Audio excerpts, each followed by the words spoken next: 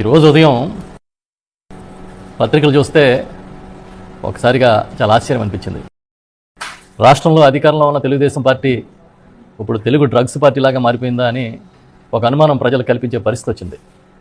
సాక్షాత్తు Telugu Desam party MP, Eluru MP పుట్ట మహేష్ యాదవ్ గారు హైదరాబాద్లో ఒక ఫామ్ హౌస్ మీద దాడి చేస్తే ఆ డ్రగ్స్ సేవిస్తున్న పార్టీలో దొరికారని, మొదట పరీక్ష చేస్తే నెగిటివ్ వచ్చిందని, మళ్ళీ పరీక్ష చేస్తే పాజిటివ్ వచ్చిందని వార్తలు వస్తూ ఉన్నాయి.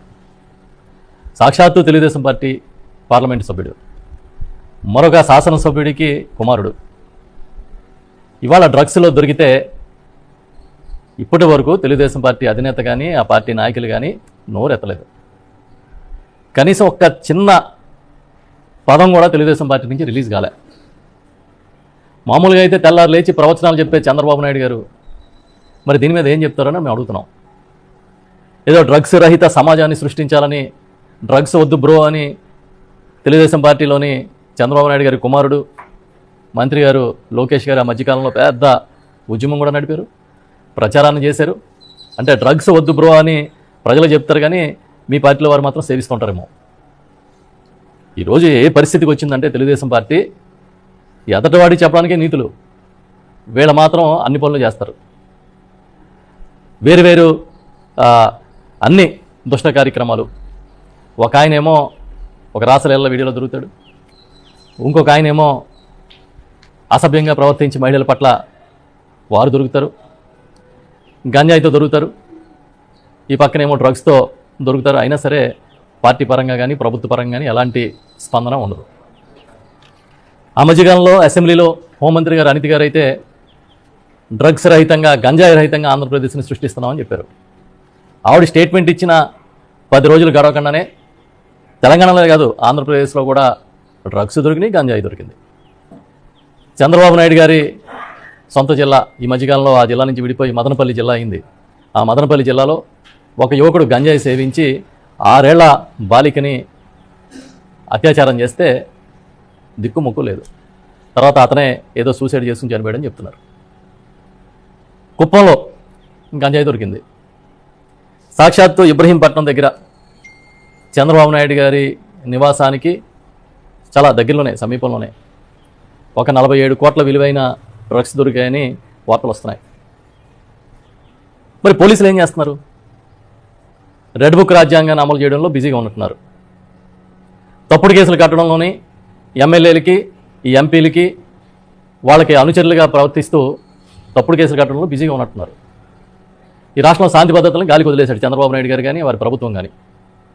ఇప్పటికీ ఎక్కడైనా గంజాయో లేకపోతే మరొకటి దొరికితే జగన్ గారిని తిట్టడం, వైఎస్ఆర్ పార్టీని తిట్టడం వీళ్ళకి ఆవు కాంపోజిషన్ లాగా అయిపోయింది.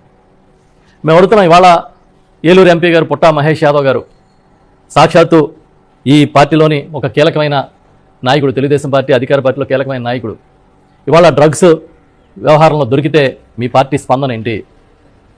మీరు ఏ విధంగా స్పందించబోతా ఉన్నారని మొత్తం అందరూ ఎదురు చూస్తున్నారు. ఈ సమాజం అంతా ఎదురు చూస్తుంది. మీరు ఎదురు వాళ్ళకి చెప్పడానికి నీతులు ఉన్నాయా?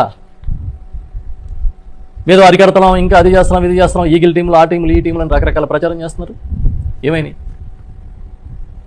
ఈ రోజున బాధ్యతాయుతంగా ప్రవర్తించాల్సిన ప్రజాప్రతినిధులు ఈ తప్పుడు కార్యక్రమాలు చేస్తూ దొరుకుతూ ఉంటే, ఏదో 2 రోజులు కామ్గా ఉంటే చట్టం తన పని తాను చేసిపోయినట్టుగా మనం ప్రచారం చేసుకోవచ్చు, అంతా సర్దుమణిపోద్ది, ఇంకా లేదంటే డైవర్షన్ పాలిటిక్స్ చేయొచ్చు అనే ఆలోచన కనబడుతూ ఉంది.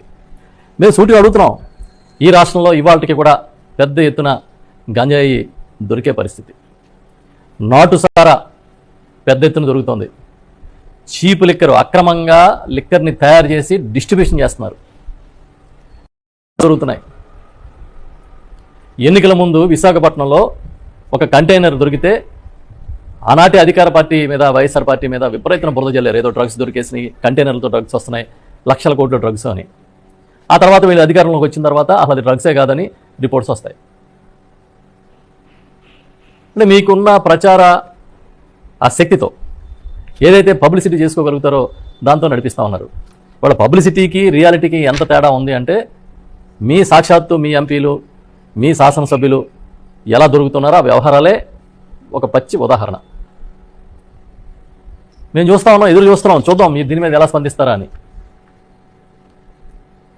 ఆ మధ్య ఆ TV5 భాగవతం చూసాం, అంతకుముందు ఇంకో శాసనసభ్యుడి భాగవతం చూసాం, ఈ విధంగా మళ్ళీ ఇప్పుడు ఈ డ్రగ్స్ భాగవతం చూస్తున్నాం. ఊరికి నేను నోరు ఉంది కదా, చూపించే ఛానల్స్ ఉన్నాయి, చెబితే రాసే పత్రికలు ఉన్నాయని అడ్డగోలుగా మాట్లాడడం, అడ్డగోలుగా రాయడం, అడ్డగోలుగా చూపించడం. ప్రస్తుతం ఇది నడుస్తుంది ఈ రాష్ట్రంలో. మేము అడుగుతున్నాం, అసలు మీ ప్రణాళిక ఏంటి? రాష్ట్రాన్ని గంజాయి రహితంగా చేయడానికి, అదేవిధంగా ఈ రాష్ట్రంలో డ్రగ్స్ రహితంగా చేయడానికి మీకున్న ప్రణాళిక ఏంటి? వాళ్ళ చిన్న చిన్న పిల్లలకు కూడా గంజాయి అలవాటు చేస్తున్న పరిస్థితి ఉంది. పోలీసులు తప్పుడు కేసులు పెట్టడం తప్పించి ఈ తప్పుడు పనులు ఆపే కార్యక్రమం చేయలేకపోతున్నారనేది సిగ్గుచేటు. మళ్ళీ చెప్తున్నాం, ఇప్పటికైనా కళ్ళు తెరవండి. ఇవాళ ఈ తెలుగుదేశం పార్టీ అడ్డంగా దొరికి తెలుగు డ్రగ్స్ పార్టీలాగా అవతరించే పరిస్థితులు కనబడుతున్నాయి. ఇప్పటికైనా కళ్ళు తెరిచి ఈ సమాజానికి, తెలుగు రాష్ట్రాలకి ఒక మంచి మెసేజ్ ఇవ్వండి అని చెప్పి గట్టిగా చెప్తా ఉన్నాం.